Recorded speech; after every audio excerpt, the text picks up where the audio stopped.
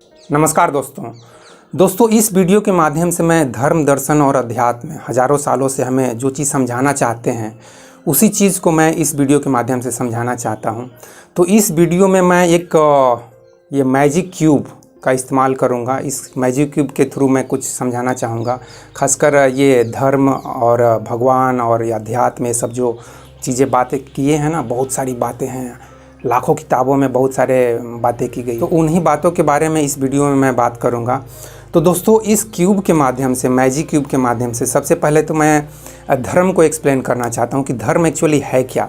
धर्म कुछ ऐसा है दोस्तों, जैसे कि आप इस मैजिक क्यूब में देखेंगे तो इसमें 6 सरफेस हैं, 6 सतह हैं और हर एक सतह को हम अरेंज कर सकते हैं एक कलर से। जैसे कि अभी फ़िलहाल एक कलर अरेंज किया हुआ है, वाइट कलर, और इस कलर को आप एक समझ लीजिए कि कोई एक धर्म है।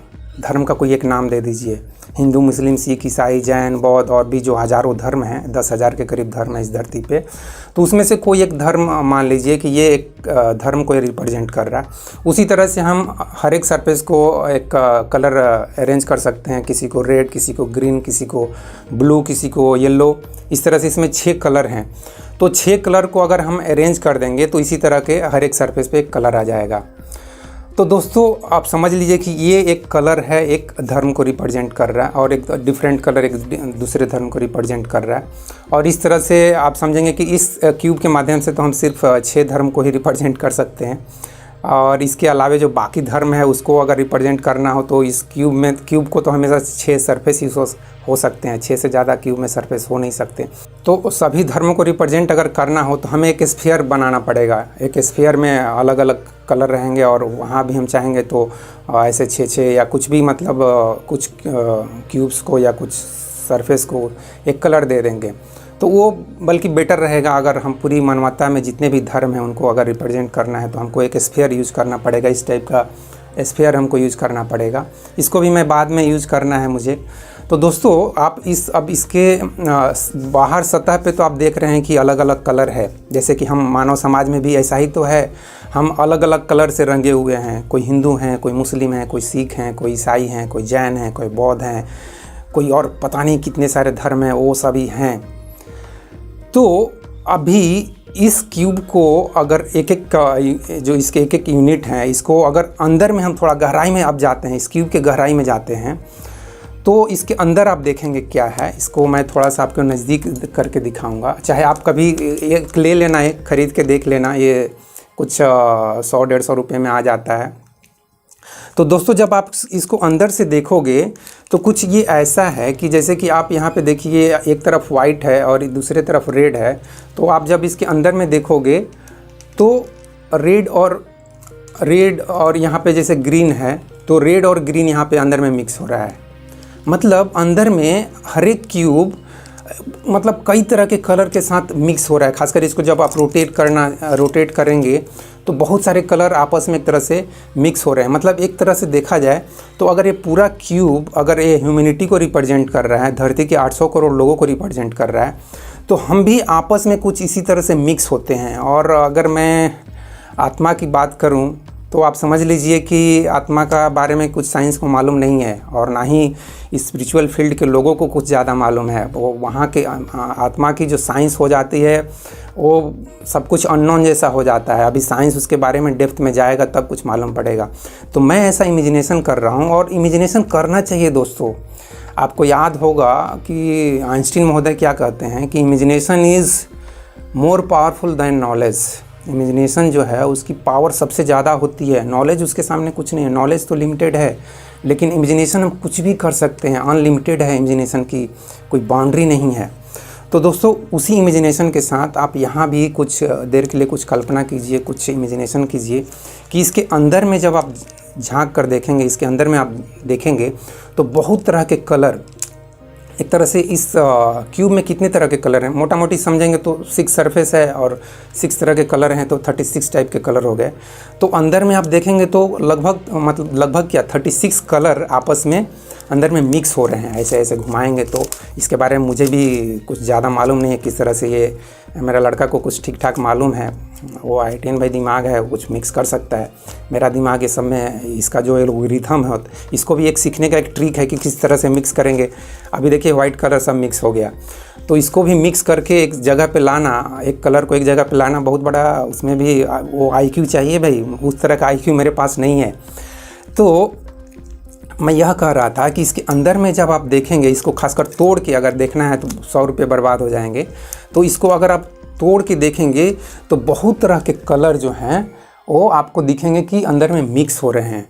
तो हमारा भी धर्म ऐसा ही है कुछ दोस्तों, कि हम अगर आप मेंटली लेवल पे भी देखेंगे कि बहुत सारे हमारे अंदर भी तो थॉट्स चलते हैं। हम क्या अगर एक हमारा कोई एक धर्म अगर है तो क्या हम दूसरे धर्म के साथ कभी भी मिंगलिंग नहीं करते हैं? उनकी क्या किताबों को कभी नहीं पढ़ते, उनके कॉन्सेप्ट को कभी हम नहीं पढ़ते हैं, उनके कभी जो मंदिर मस्जिद और इस तरह के गुरुद्वारे और इस सब जगह पे आप कभी नहीं जाते हैं?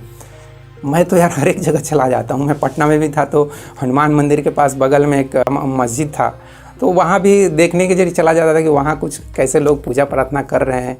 और यहाँ हनुमान मंदिर में तो मुझे मालूम है बचपन से कि कैसे पूजा की जाती है। तो मैं तो यार गुरुद्वारा बगल में है, जब भी प्रसाद बंटता है मैं चला जाता हूँ। कहीं भी मेरा फिक्स नहीं है, कहीं भी जाते रहता हूँ, जहाँ प्रसाद मिलेगा वहाँ मैं खा लेता हूँ। तो कहने का मतलब है दोस्तों कि हमारा भी यार साइकोलॉजिकली और मेंटली देखेंगे तो हम भी इसी तरह से अंदर में मिक्स होते हैं। और अगर आत्मा जैसी कोई चीज़ होती होगी तो क्या पता हम भी मतलब एक बार हिंदू में पैदा हो रहे हैं, एक बार मुस्लिम में पैदा हो रहे हैं, एक बार जैन में पैदा हो रहे हैं, एक बार बौद्ध धर्म में पैदा हो रहे हैं, एक बार क्रिश्चियन बन जा रहे हैं। कुछ मालूम है आपको? और कुछ लोग तो ऐसे हैं कि एक ही जन्म में दो धर्म अपना लेते हैं। और एक बहुत बड़ी पर्सनालिटी हैं, खासकर अम्बेडकर जी को आप जानते होंगे, वो हिंदू में पैदा हुए लेकिन बौद्ध धर्म को अपना लिए। मतलब क्या ज़रूरत है? मुझे तो समझ में नहीं आता यार। जैसे नेचर ने जैसा पैदा कर दिया वहाँ हो गए, इसमें धर्म परिवर्तन की इतनी क्या ज़रूरत पड़ गई? एनीवे उस बात को मैं अलग करता हूँ, उस टॉपिक से अलग हट जाता हूँ। तो दोस्तों अभी आप धर्म और इसके अंदर की जो मिक्सिंग है, हमारे 800 करोड़ लोग और कई तरह के धर्म हम आपस में किस तरह से अंदर में ज्वाइंट हैं, सेंटर पे हम किस तरह से ज्वाइंट हैं, इस ज्वाइंट को आप समझिए। और जहाँ पे वो ज्वाइंट हो रहे हैं उसी चीज़ को आप दोस्तों गॉड समझ लीजिए, भगवान समझ लीजिए, सुप्रीम इंटेलिजेंस समझ लीजिए, सुप्रीम अवेयरनेस या सुप्रीम कॉन्शियसनेस, वो सब समझ लीजिए कि सेंटर जो है ना, वो सेंटर ऑफ इंटेलिजेंस, जिसको आप एक गॉड समझ सकते हैं। और आप जब इसको तोड़ेंगे तो सेंटर पे आपको जानते हैं क्या दिखाई देगा? कुछ वहाँ पे इस तरह का आपको स्ट्रक्चर दिखाई देगा। तो सेंटर पे आपको ऐसे स्पाइक ऐसे निकले हुए हैं और उस एक स्पाइक के ऊपर ऐसे अटैच किया हुआ है एक और ऐसे चारों तरफ से 4 बेसिकली अटैच किए हैं और उसके चारों तरफ बाकी पूरे को अरेंज किया हुआ है। तो दोस्तों जो सेंटर है ना, उस सेंटर को ही आप गॉड समझ लो यार, वही गॉड है। आप इमेजिनेशन कर लो कि वो जो सेंटर पे है ना, स्माइल बॉल है एक, तो स्माइल गॉड भी स्माइल कर रहा होगा यार। इसमें क्या, गॉड को भी एक स्माइली के रूप में देख लो। तो जो गॉड है, जो इसके सेंटर में, इस क्यूब के सेंटर में जो है, वो एक तरह का, उसी को आप गॉड समझो, इमेजिनेशन करो कि वही गॉड है। और उसी गॉड से पूरा जो एक क्यूब है ना कनेक्ट है। We are all connected with that centre point. अब आप कहोगे ये सब तो इमेजिनेशन है, गॉड भी तो इमेजिनेशन ही है यार। गॉड के बारे में किसको पता है? किसी को भी पता नहीं है। आपको विश्वास नहीं है ना, तो मैं चैलेंज करता हूँ कि दुनिया के सबसे इंटेलिजेंट आदमी को ना ये वीडियो दिखा के बोलना। खासकर इंडिया में मैं संदीप माहेश्वरी जी को काफ़ी लाइक करता हूँ, उनके विचारों को। और मैं उनके जो यूट्यूबर्स को बुला रहे हैं, तो मेरी बहुत इच्छा है कि मैं उनके साथ उनका प्लेटफॉर्म शेयर करूं, उनके साथ अपने विचारों को शेयर करूं, उनको मैं कुछ अपने वीडियोस दिखाऊं कि देखिए सर मेरा ऐसा थिंकिंग है, आप मेरे थिंकिंग से कितने सहमत हैं। मैं अपने किताबों को एक्चुअली ओशो को देना चाहता था कि देखिए सर मैं कुछ लिखा हूँ, या कि जे कृष्णमूर्ति जी को देना चाहता था कि देखिए मैंने कुछ लिखा हूँ, खासकर how to develop one and all, ये सब जो बुक है, तो वो किताबों को मैं दिखाना चाहता था कि देखिए मैं ऐसा लिखा हूँ, आप मेरे विचारों से कितने सहमत हैं। एनीवे दोस्तों, तो आप गॉड को ना ऐसा समझ लो कि ये सेंटर में, इसका सेंटर में जो कि इस तरह से कुछ दिखेगा जिस पे स्पाइक लगे हुए हैं, और उस स्पाइक के साथ हम लोग जुड़े हैं भाई, सब कुछ जुड़ा हुआ है। ये पूरा ब्रह्मांड समझ लो ना, इसी सेंटर पॉइंट से जुड़ा हुआ है, ठीक है। और हाँ, अब एक क्वेश्चन ये आता है कि इस सेंटर पॉइंट से जिससे हम सभी जुड़े हुए हैं, हम एक एक यूनिट हैं, छोटे छोटे ये कलरफुल यूनिट, अब देखिए कलरफुल यूनिट, हम सभी एक एक जुड़े हुए हैं इस सेंटर से। अब इस सेंटर को इमेजिनेशन तो हो गया, लेकिन इस सेंटर को अब हम अनुभव कैसे करें? अनुभव करने के लिए वही उपाय है दोस्तों, मेडिटेशन। इसको ना थोड़ा शांत कीजिए, मेडिटेशन कीजिए, इसको ब्रेन को जितना आप पीसफुल करेंगे ना, इससे आप हमेशा अपने अंदर ना इससे कनेक्टेड महसूस करेंगे। आपको अगर गॉड को एक्सपीरियंस करना है, इस कनेक्शन को आपको एक्सपीरियंस करना है, तो आप इस ब्रेन को शांत करेंगे तो आपको महसूस होगा कि यार मेरी जो अंदर की जो शांति है ना, वो कहीं से कनेक्टेड हो गई है, कोई कहीं से कनेक्ट हो रही है, और वो वही चीज़ है, ये सेंटर में यही वो चीज़ है जिससे आप कनेक्ट हो रहे हो। तो दोस्तों कहने का मतलब यह है इस वीडियो के माध्यम से कि भले ही हम सरफेस पे अलग अलग तरह के कलर दिख रहे हैं, कोई हिंदू, कोई मुस्लिम, कोई सिख, कोई ईसाई, इस तरह से अलग अलग कलर दिख रहे हैं, लेकिन हम सेंट्रली जो है ना, वो एक फोर्स से, एक इंटेलिजेंस से, एक कॉन्शियसनेस से, एक अवेयरनेस से, एक जागरूकता से, कुछ ना कुछ है सेंटर में, वहाँ से हम लोग जुड़े हुए हैं। ये सबसे इम्पॉर्टेंट बात है, इस चीज़ को समझिए दोस्तों। ये जितने भी इस धरती पे जितने भी रिलीजन हुए, धर्म हुए, चाहे धर्म गुरु हुए, चाहे रियल गॉड हुए, गॉडमैन जिनको हम बोलना चाहिए, वो सभी इसी चीज़ को एक्चुअली वो एक्सप्लेन करना चाहते हैं कि भैया हम सभी इसी तरह से कनेक्टेड हैं एक जगह पे, ये लड़ाई झगड़े बंद करो। और दोस्तों यहाँ यह भी ध्यान देने वाली बात है कि आप इमेजिन कीजिए कि अगर इन सभी कलर को हम हटा देते हैं, सबको हम ट्रांसपेरेंट बना देते हैं, वाइट भी नहीं रखेंगे क्योंकि वाइट भी एक कलर है, पूरा ट्रांसपेरेंट कर देते हैं, पूरा मतलब ग्लास का बना देते हैं, शीशे का, तो क्या हो जाएगा? पूरी ह्यूमैनिटी, पूरी मानवता क्या हो जाएगी? आप कहेंगे कलरलेस हो जाएगी। कलरलेस नहीं होगी दोस्त, वही तो एक्चुअल ह्यूमैनिटी है, वही तो हमारी इंसानियत है अंदर की, वही तो हमारी असली जो हमारी अवेयरनेस है, वही है। वो कलरलेस नहीं हो जाएगी, बल्कि वो रियल कलर होगा हमारा, जहाँ पर हम में से कोई ना हिंदू होगा, ना मुस्लिम होगा, ना कोई क्रिश्चियन होगा, ना कोई बौद्ध होगा, ना कोई जैन होगा, इस तरह का कोई कलर नहीं रहेगा, सब कुछ ट्रांसपेरेंट।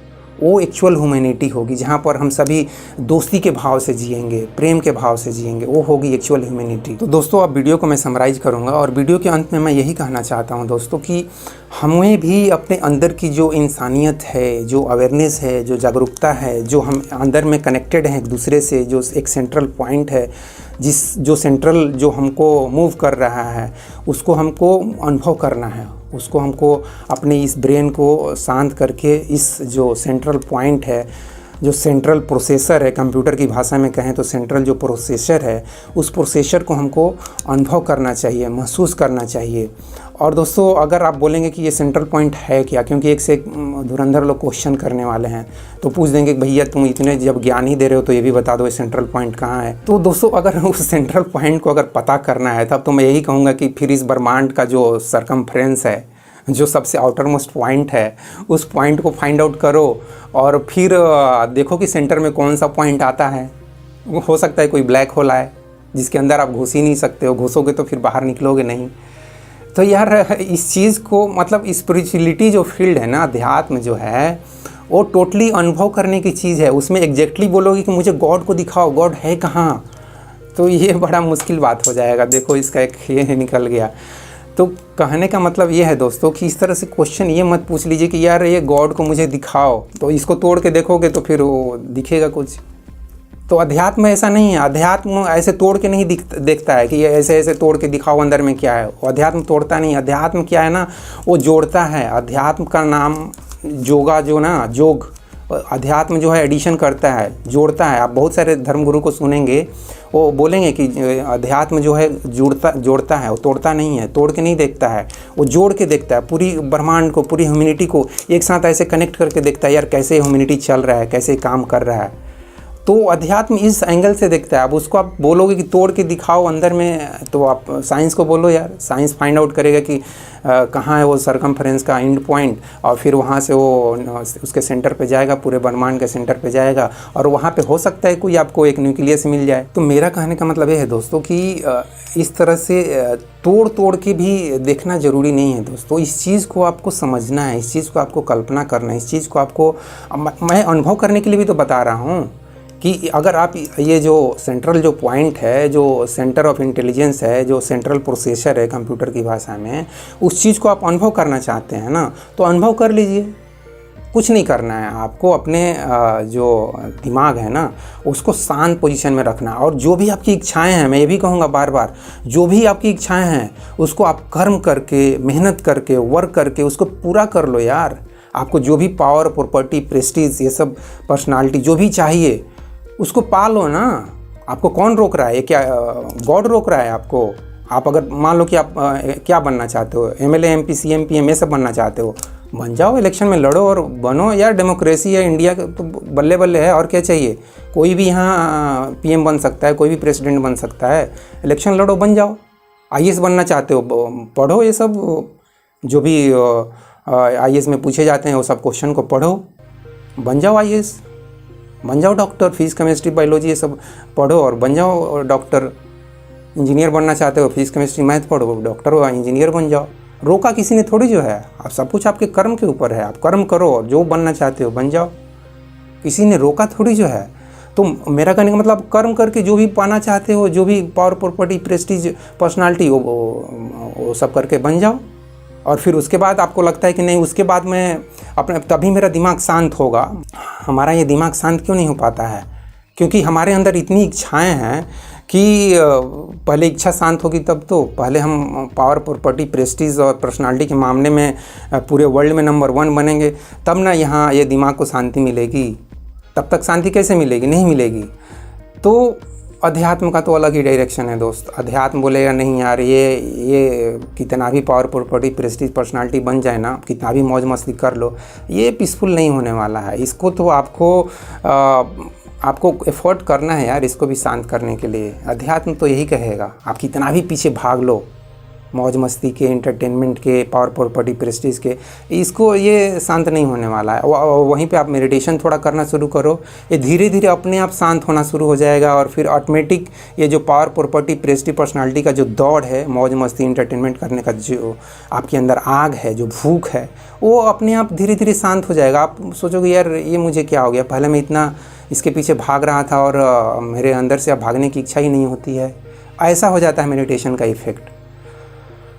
तो दोस्तों, इस वीडियो के माध्यम से मैं जो कुछ भी धर्म, दर्शन, अध्यात्म, भगवान, आत्मा, परमात्मा, जो कुछ भी एक्सप्लेन करना था इस मैजिक क्यूब के थ्रू, गॉड को भी एक मैजिक क्यूब की तरह देखो। गॉड भी एक मैजिक है भाई। गॉड को कहाँ कोई आइंस्टीन नहीं समझ पाते हैं। I want to understand the mind of God बोलते हैं, और बोलते हैं यार मेरे अंडरस्टैंडिंग आ नहीं रहा है।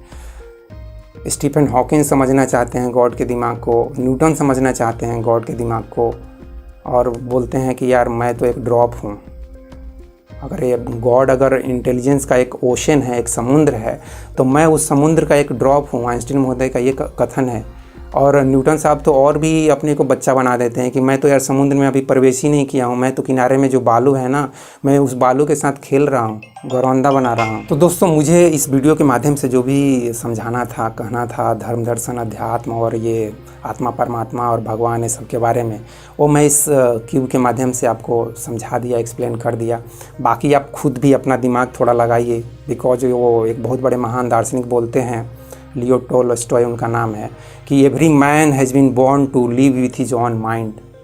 सभी आदमी इस धरती पर अपने दिमाग से जीने के लिए पैदा हुए हैं। तो यार मैं बहुत ज़्यादा ज्ञान दूंगा तो भी आपको ठीक नहीं लगेगा। आप बोलोगे कि यार एक कौन सा नया एक ज्ञानी पैदा हो गया है। तो मुझे कोई शौक़ नहीं है खुद को ज्ञानी के रूप में प्रचारित करने का। तो इस वीडियो को मैं यहीं पर अब समाप्त करना चाहता हूं। दोस्तों, इस वीडियो को देखने के लिए बहुत बहुत धन्यवाद। जय हिंद, जय भारत और जय विश्व, जय भगवान। Thank you very much friends.